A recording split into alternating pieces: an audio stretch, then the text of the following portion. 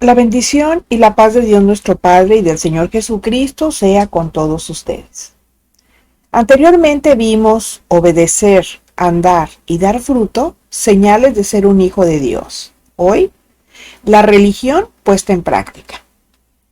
Santiago 1, 26 y 27. Si alguno se cree religioso entre vosotros y no refrena su lengua, sino que engaña su corazón, la religión del tal es vana. La religión pura y sin mácula delante de Dios el Padre es esta: visitar a los huérfanos y a las viudas en sus tribulaciones y guardarse sin mancha del mundo. Cuando yo era niña, mi abuelita hacía mucho uso de la sabiduría popular y tenía un dicho que utilizaba con mucha frecuencia para enseñarnos que no deberíamos dejarnos llevar por las apariencias, porque no todo lo que parece bueno realmente lo es. Y a medida que transcurren los años, me doy cuenta que tenía razón, porque es fácil dejarnos llevar por lo que vemos y oímos, pero es hasta que analizamos que nos damos cuenta de nuestro error. ¿Por qué? Porque a veces las cosas parecen tan convincentes que nos confunden. Un ejemplo es que seguramente muchos de ustedes asisten a alguna congregación donde hay personas que parecen vivir apegadas a la palabra por la forma en cómo se comportan en el templo. Pero cuando el apóstol Santiago nos enseña sobre esto, seguramente pienso yo que tenía en mente o pensaba en que seguramente habría alguien que se decía cristiano solo porque no falta el culto, porque habla como hablan la mayoría de los cristianos que conocen la jerga común, y cuando escucha un mensaje que le agrada al oído dice: ay, me estoy gozando, que parece la mera verdad, porque hasta entorna los ojitos. Bueno, esas actitudes a todas luces parecen ser las de una persona verdaderamente espiritual, una persona estable y una persona que está creciendo en la gracia de Dios.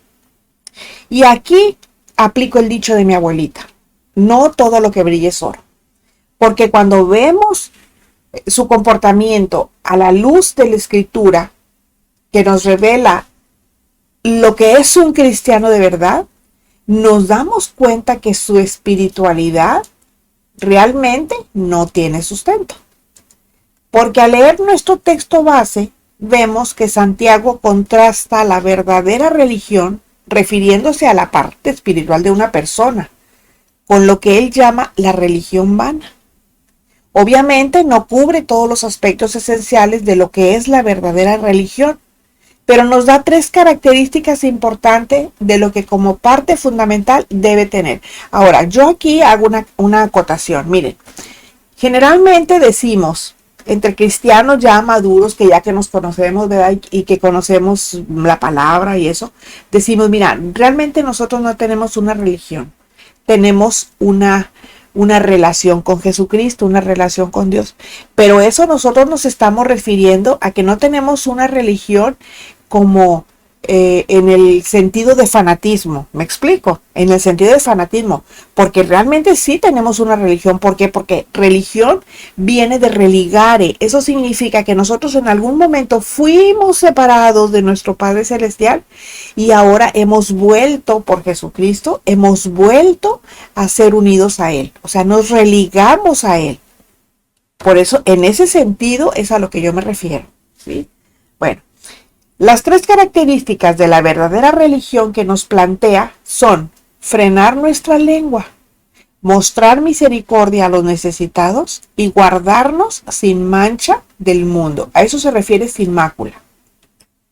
Bueno, si nosotros las practicamos, obviamente el pecado no se va a enseñorear de nosotros. El diablo no va a venir a hacer acá morada en nosotros, digamos, ¿verdad?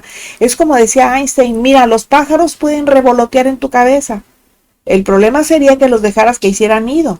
Entonces el diablo puede venir a tentarnos, pero no caer nosotros. ¿Por qué? Porque estamos haciendo lo que el Señor quiere. El número 1 dice refrenar nuestra lengua. ¿Qué tenemos que hacer para ello? Pues tenemos que pedirle a Dios que nos dé una lengua y un corazón manso y respetuoso. Una lengua que usemos para glorificar su nombre, para exaltarlo a Él y para elevar a las personas en el sentido de no apocarlas, sino de que se sientan seguras, darles palabras de ánimo. Dice la palabra, dice que ninguna palabra corrompida salga de vuestra boca, sino la que sea sana para la edificación de los oyentes, ¿verdad? Eso es lo que tenemos que hacer. Bueno, ¿y para qué más? Para edificar a quienes nos oyen. Ahora, si alguien sabe que tiene una lengua ligerita, una lengua medio suelta o tan larga como las faldas que usa, pues entonces tiene que suplicarle a Dios que le ayude a ejercer dominio sobre ella. Tiene que rogarle a Dios que su gracia le ayude a frenarla, que antes de decir algo lo filtre por el colador de las escrituras y que piense bien antes de hablar. Por otro lado, si vienen a nosotros con algún chisme, apliquemos lo que dijo el sabio. Si lo que quieres contarme no es verdadero ni bueno, ni útil, entonces es mejor que lo guardes solo para ti y no prestar oídos. Pero también tenemos que ser sinceros. Y si lo somos, pues entonces tendremos que decir que todos, de alguna u otra manera, hemos ofendido a alguien con nuestra lengua. Todos en algún momento nos hemos portado groseros, respondones. Y si no somos los que llevamos el chisme, quizás sí le prestemos oído y no hacemos nada por pararlo. Si leemos el pasaje completo, veremos un poco atrás de nuestros textos base un mandato medular con el imperativo: sed hacedores de la palabra. El argumento de este mandato es indispensable para el cristiano, porque no se trata de saber lo que dice la Escritura, sino de hacer. De eso se trata la verdadera religión, que es la puesta en práctica de lo que sabemos. Y es un ejemplo específico donde la obediencia se hace manifiesta. La semana pasada ya aprendimos que un verdadero hijo o hija de Dios es aquel que obedece. Y nosotros, que ya hemos recibido la palabra de verdad, debemos mantenernos cerca del Señor Jesucristo para crecer y llevar abundante fruto, que como aprendimos la semana pasada, se trata de irnos pareciendo cada día más a Él, hablando como Él hablaba. La verdadera religión puesta en práctica también tiene que ver con ocuparnos de los necesitados. Es decir, el tema del amor al necesitado es un ejemplo específico donde la obediencia se hace manifiesta. A veces tenemos una vida tan ajetreada que nos lleva a descuidar ese punto. Pero es en ese momento que debemos de ir a Jesús para que renueve nuestras fuerzas y aclare nuestras prioridades en la vida, para incluir en nuestra agenda a nuestros hermanos en la fe que están necesitando de nosotros. No olvidemos lo que enseña Proverbios 27:17, que dice: en todo tiempo ama el amigo y es como un hermano en tiempo de angustia. Esto quiere decir que con los necesitados debemos de comportarnos como amigos de verdad, como personas en quienes pueden confiar. También debemos de portarnos como un hermano con el que se tiene una relación muy cercana, siendo afectivos con ellos, sin olvidar que el amor que debemos mostrar debe ser algo más que un sentimiento o emoción. Debe de ser sin egoísmo, debe de ser demostrado en los hechos, porque finalmente todo lo que hacemos es como si lo hiciéramos al mismo Señor Jesucristo. ¿O no lo dice así Mateo 25:40? Y respondiendo el rey les dirá: de cierto os digo que en cuanto lo hicisteis a uno de estos mis hermanos más pequeños, a mí lo hicisteis. Y nosotros, que ya hemos recibido la palabra de verdad, Ahora debemos mantenernos cerca del Señor Jesucristo para crecer y llevar abundante fruto, que como aprendimos la semana pasada, se trata de irnos pareciendo cada día más a Jesús, sirviendo a otro como Él lo servía. La verdadera religión puesta en práctica también se traduce en guardarnos sin mancha del mundo. ¿Qué quiso decir Santiago con esto? Algo muy simple. Que como creyentes debemos mantenernos separados del mundo. Sí, es obvio.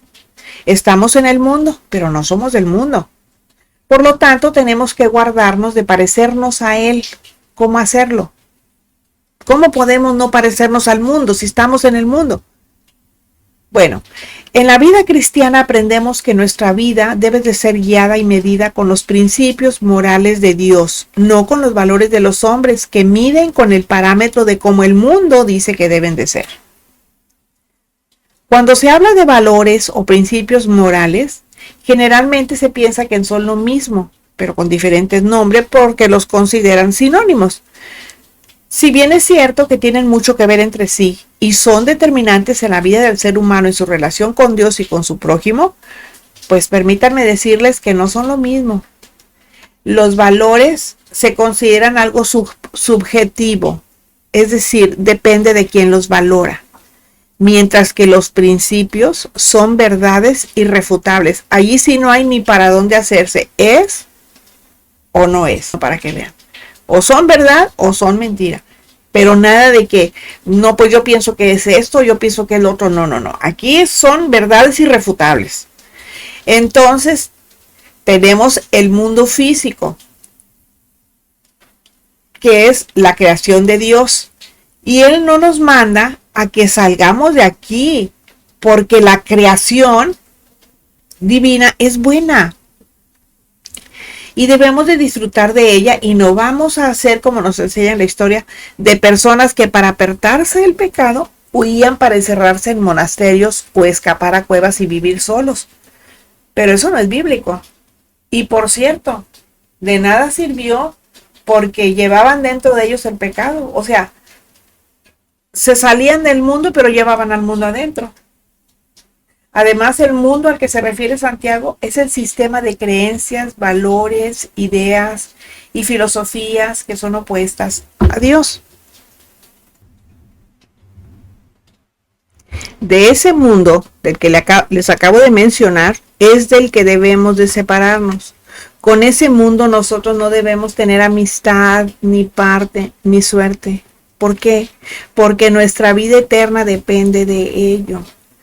Claro que tenemos que salir a trabajar donde la gente no siempre tiene los mismos principios que tenemos nosotros. Hay necesidad de rozarnos con ese tipo de personas, pero una cosa es que estemos con ellos por cuestiones de trabajo, por cuestiones de negocios o por otras situaciones. Y otra muy diferente es que nosotros nos comportemos como ellos o que tengamos que hacer lo que ellos hacen para que nosotros podamos ser aceptados en sus círculos. Eso no lo debemos de hacer. Santiago 4:4 nos dice: oh almas adúlteras, ¿no sabéis que la amistad del mundo es enemistad contra Dios? Cualquiera pues que quiera ser amigo del mundo se constituye enemigo de Dios. Y luego 1 Juan 2:14 también nos dice: no améis al mundo, ni las cosas que están en el mundo. Si alguno ama al mundo, el amor del Padre no está en él.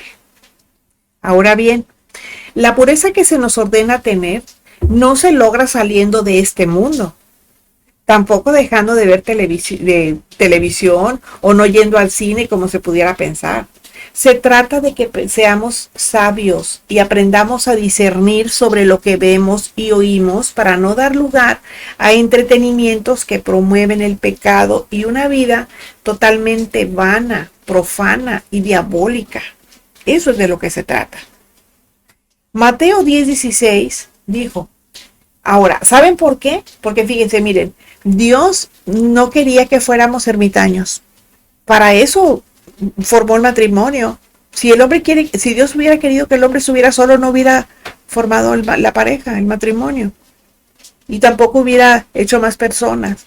Pero no, Dios quiere que vivamos en comunidad, pero quiere que aprendamos a respetar sus principios. Eso es lo que Él quiere.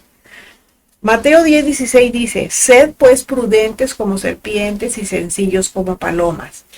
Y 1 Corintios 14:20 nos dice, hermanos, no sean niños en el modo de pensar, sino sean niños en la malicia, pero maduros en el modo de pensar.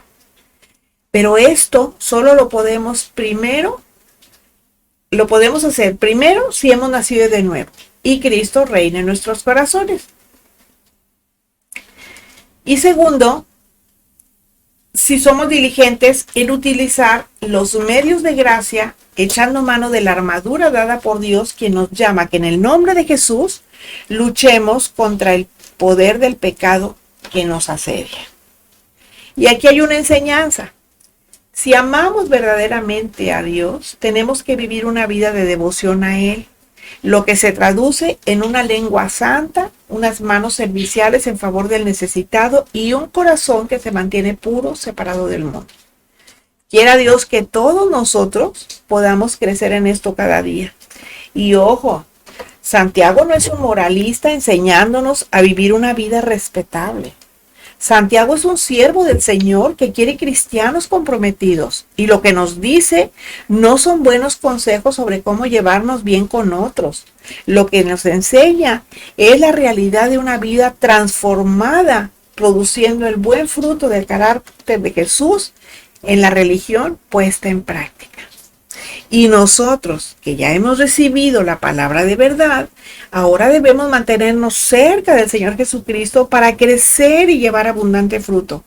Que como aprendimos la semana pasada, se trata de irnos pareciendo cada día más a Jesús, guardándonos sin mancha del mundo. Entonces, como hemos visto, la religión espiritual no es solo asistir a la iglesia y participar en todo como ajonjolí de todos los moles. La religión pura y sin mancha es aprender a domar nuestra lengua, ocuparnos de los necesitados y guardarnos sin mancha del mundo. Así que de hoy en adelante, actuemos en consecuencia en nuestra vida diaria. Buscamos ser ejemplos fieles de la enseñanza de Dios poniendo en práctica nuestra religión. Dejemos de ser oyentes apáticos, escuchando sin practicar lo que aprendemos.